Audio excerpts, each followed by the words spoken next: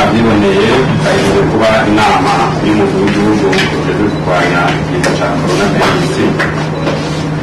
Iyo nama rero ikaba yarabiye hamwe bwa mbere ibijanye no kurwanya umugera wa coronavirus aho bigeze mu gihugu.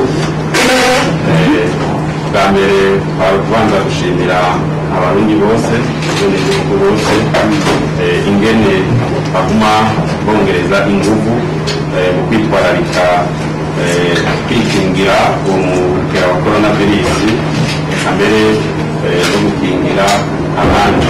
Bikaba mbere ivyo bibonekera byo mu biharuro yuko bigenda biragabanuka. Tugasaba kandi yuko bobandanya bubahiriza ziriya ngingo zo kwikingira ico kiza, eka mbere n'abafise ibimenyetso babandanye bitura amavuriro kugira ngo baze barabapima bongere babahe n'imiti.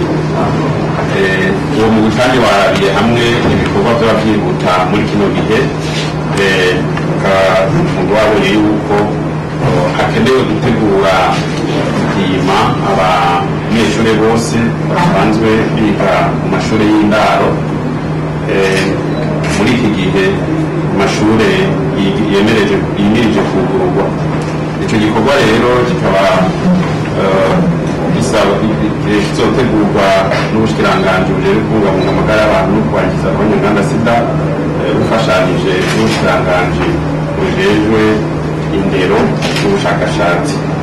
Ico gikorwa kibonekeje ko hariho abantu bategeza kugiramwo uruhara runini, twovuga ababuramatari, abajejwe indero mu ntara, abajejwe amagara y'abantu mu ntara, abasitanteri basanzwe barongoye ku makomine.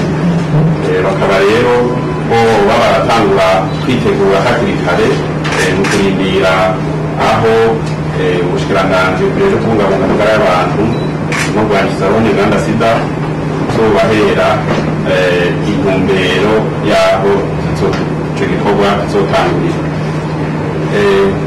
Turaja hamwe kandi ivyankenerwa umugwi wabonye ko igihugu gitunganije neza kuko ivyankenerwa kugira ngo umugera wa corona ugume kurwanywa vyose birahari.